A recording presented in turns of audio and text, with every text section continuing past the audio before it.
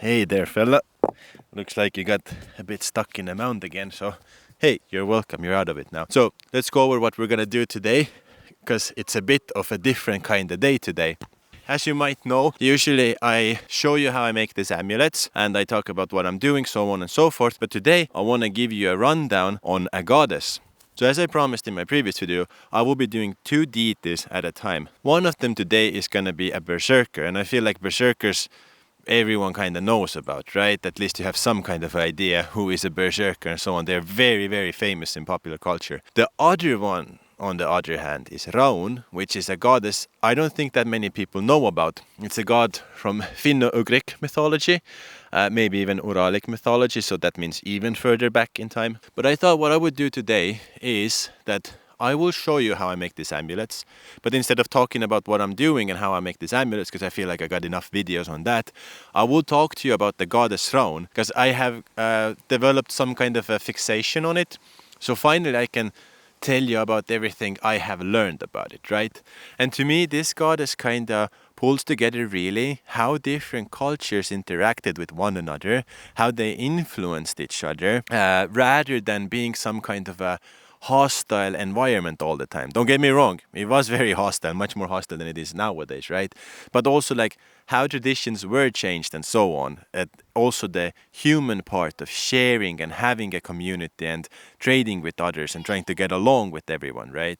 Now, before we begin with the amulet making, I need to give a quick introduction on Finno-Ugric tribes, because we will be pulling a lot of information from the Vikings, which were the Norsemen, to the Finno-Ugric tribes, to all the way to the Ural Mountains, Uralic tribes, and so on, because it brings a lot of this information together.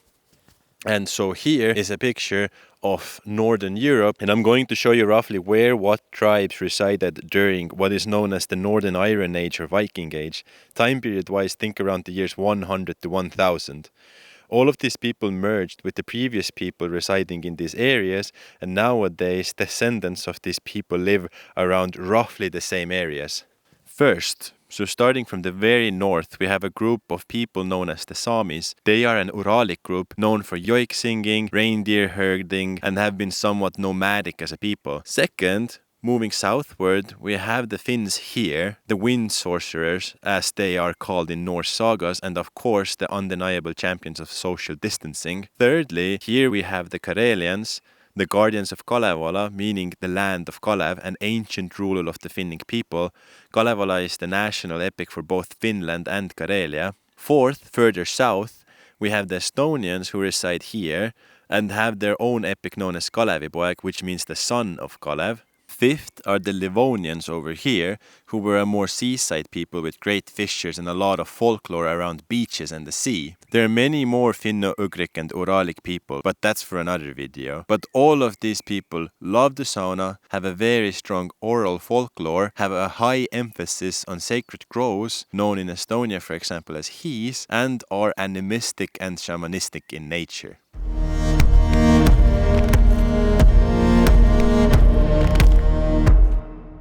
So Raun is the name I've set for this goddess, but she can also go by the names of Rauni, Rauna, Ravdna, and even something as easy to pronounce as Rönicke. Give it a go. She is mentioned and venerated only amongst Finnic tribes, but her name appears not to be of Finno-Ugric origin. Instead, the name Raun very likely comes from the Proto-Old Norse Raunir, which means a rowan tree or rowan berries. The word Raunir has been reconstructed, meaning that a bunch of languages that stem from the root of Old Norse language, called Proto-Old Norse, have a similar name. Thus they must come from a single word that existed long ago. In Swedish it's Rön, in Old Norse it's Reinir, and so on. In Sami dialects, Rauna means a rowan berry. Other Finno-Ugric languages like Estonian and Finnish have also words for rowan trees and berries, calling themselves Pihlakas or Pihlaja. So we don't know why the name for the goddess was adopted from the Norsemen. It could have had some religious purpose or something similar to how there are hundreds of names for the bear and wolf amongst Finnic tribes, as they believe that saying bear or wolf straight out like that would cause the animal to appear. So perhaps the name of Raun served a similar purpose, or perhaps Raun, or some goddess very similar to her, was venerated amongst some Germanic people, and in the trading of folklore, the Finnic people also rolled with that name. Perhaps they had no name for an earth goddess before. This all we don't know and can't say for sure, but we do know that from surviving folklore, Raun is venerated strictly amongst Finnic tribes, but her name comes from Proto-Old Norse. So let's see, what do we know about her?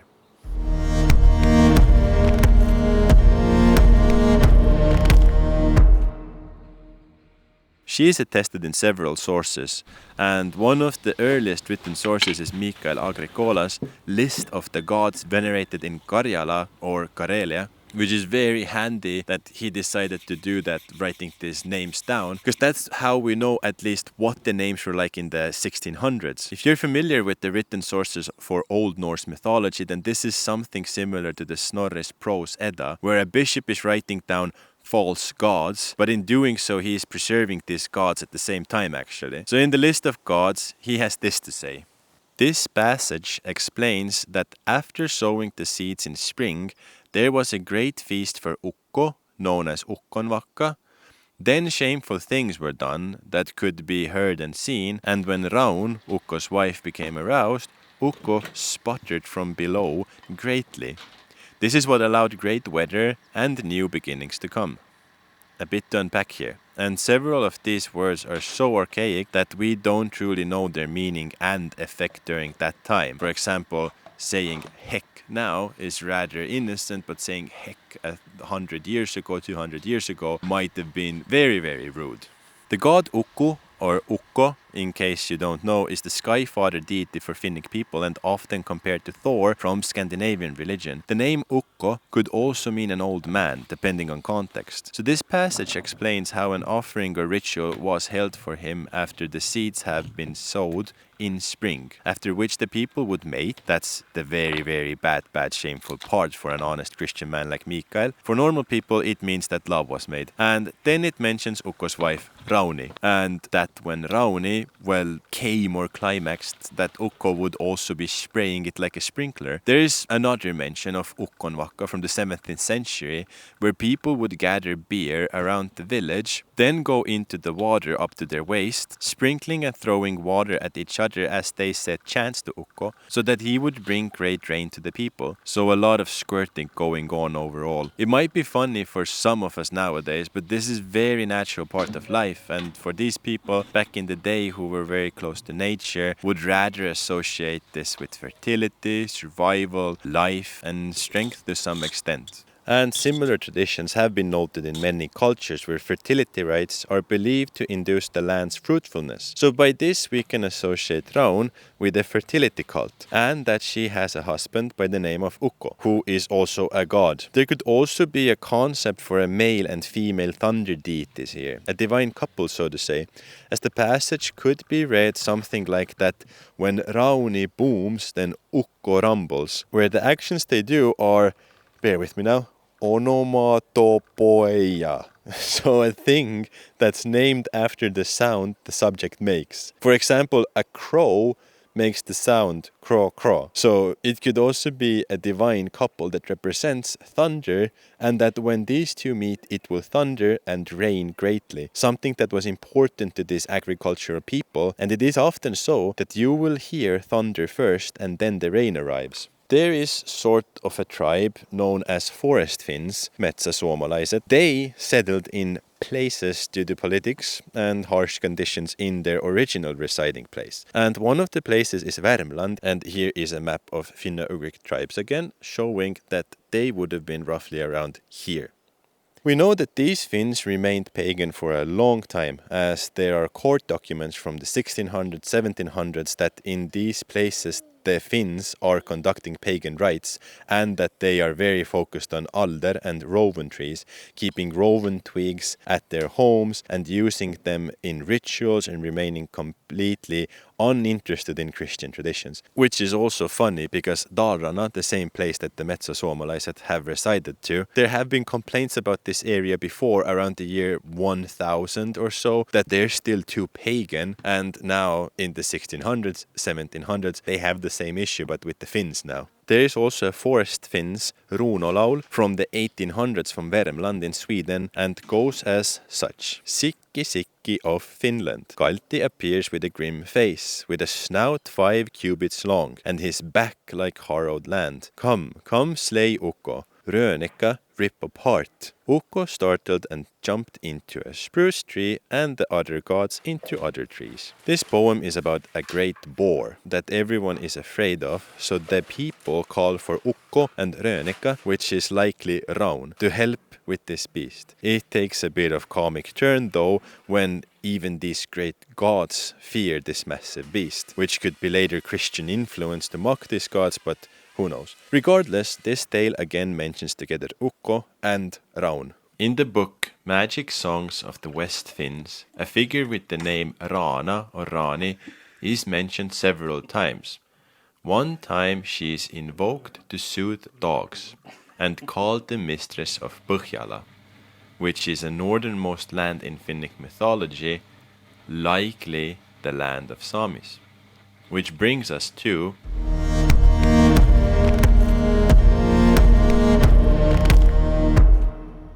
So in Sami tradition we also have traces of her, which back up the previous writings as well. In the 1800s, an ethnographer by the name of Jacob Fellman has noted down in his writings, named Anteckningar under min vistelse I Lappmarken, so his visit to Lappmark, which is Lapland, the land of the Samis, very up north there. He says that the Sami venerate a god named Ravdna, who is the wife of the Sami version of Ukko, called Thora-Galles, where the name Thora comes from Thor and Galles from Karl, so Thor-fella.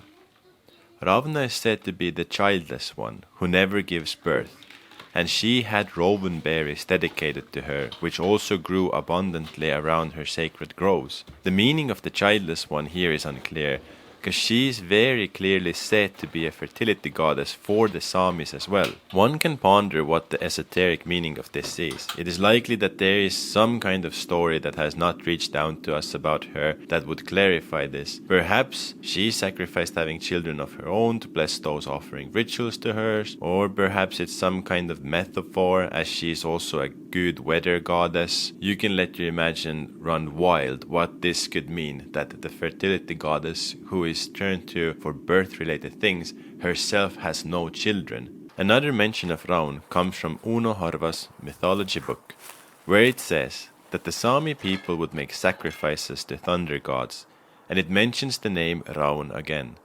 There it says that they sacrificed reindeer to her, most often in caves in the mountain consecrated to her. They also associated the oak tree with the thunder god and the rowan tree with the thunder goddess. Again, a divine couple related to thunder. Rowan berries in general are considered sacred amongst these tribes, and these rowan trees would grow around the entrances of these caves, and they still do to this day, leaving these people to believe that the goddess resides around these caves, or at least keeps an eye on them, so a perfect place to reach her with your offerings. And as you remember from the forest Finns as well, they also were said to have rowan berries, rowan twigs and so on at their homes. The Samis also depict their folklore and mythology on their drums, painted with alderbark. The husband of Raun, Ukko, or Thora-Galles, is depicted as a figure with two hammers, one to strike with lightning and the other to withdraw it. As mentioned before, the name Thora-Galles comes from a Norse god Thor, and Thor has a story associated with him, where he is headed down a river and is only saved by hanging onto a rowan tree. This tale also has given rowan tree the nickname of Thor's salvation. Rowan berries and twigs were also used to protect against lightning amongst many Northern European cultures. There is some logic behind this belief as well, as rowan trees don't grow as tall as oaks and often grow in groups, as well as they hold less moisture and resin content within them, making them conduct electricity less. So it's an observation of these close to nature people that there exists some kind of a respect and harmony between the thunder god and a rowan goddess. But now we're gonna move on a bit towards the south.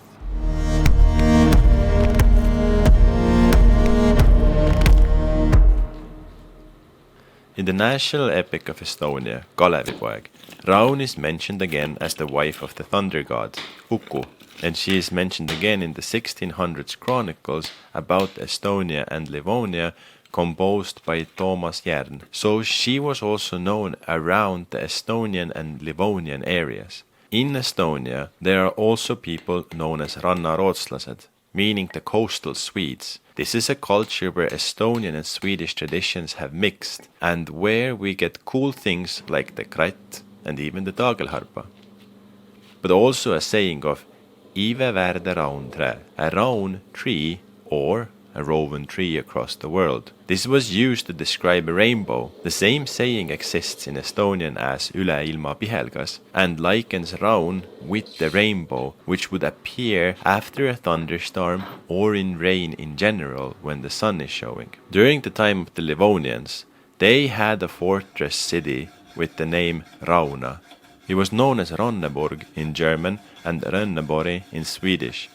We cannot be sure where this place got its name from, but we can speculate that there must have been a sacred grove there of rowan trees perhaps, or perhaps there were a tribe of people that venerated the goddess Raun, and that's why they chose a place like that. There is also a river in Estonia by the name Raudna, which is similar to the Sami version of the name Ravdna, but where the river got its name is unclear, whether it references iron, which is raud, or whether during ancient times a tribe moved to these lands who had the same name for the goddess as the Samis did. It's all unclear. It's very hard to track these names.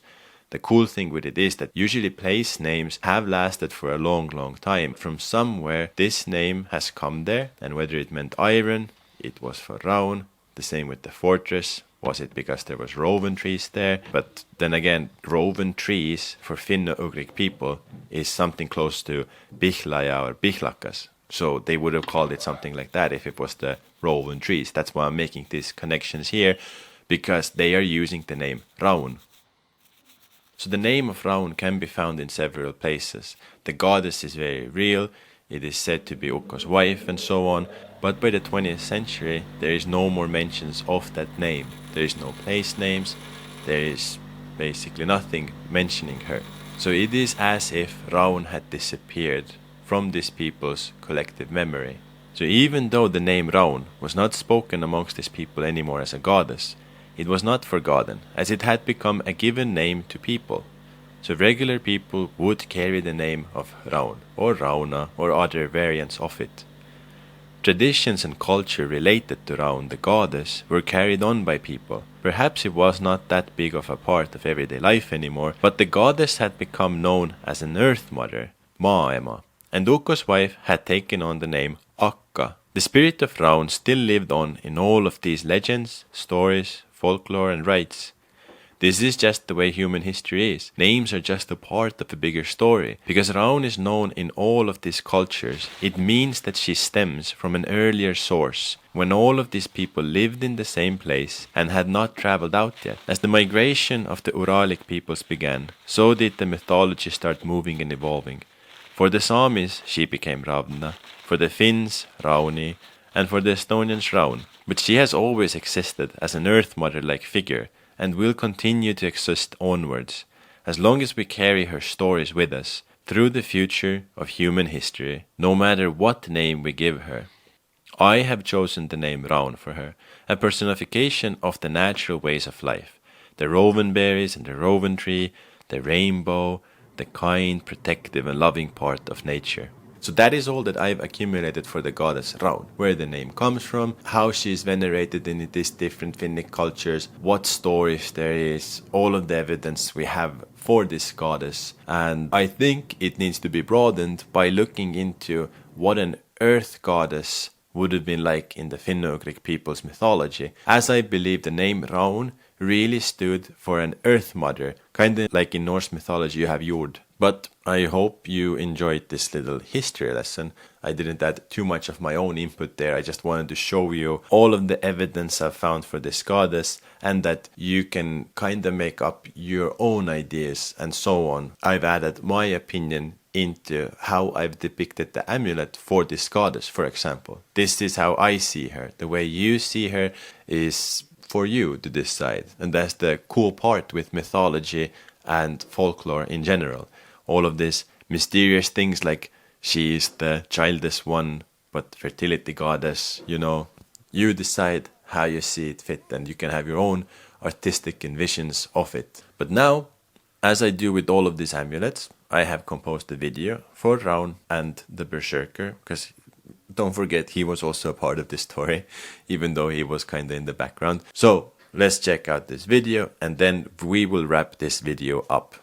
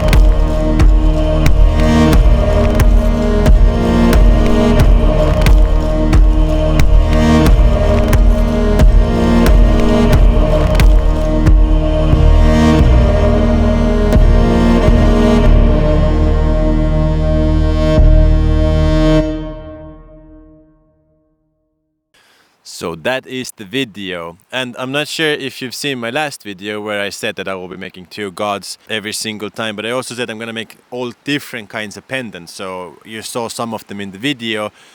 There's a bunch more of them that I've made now, so they're listed all over the screen here right now. So these are the different ones that I will be releasing with this one this time, with different symbolism and stories to them. They tie into this a little bit they don't tie into this. So yeah, but I've just like, these are things that I wanted to make and I've thought that are very cool in my opinion. And this is a good time for me to kind of like give an overview of like what other stuff there is going on and so on. So I used to have this 10-hour videos on this channel.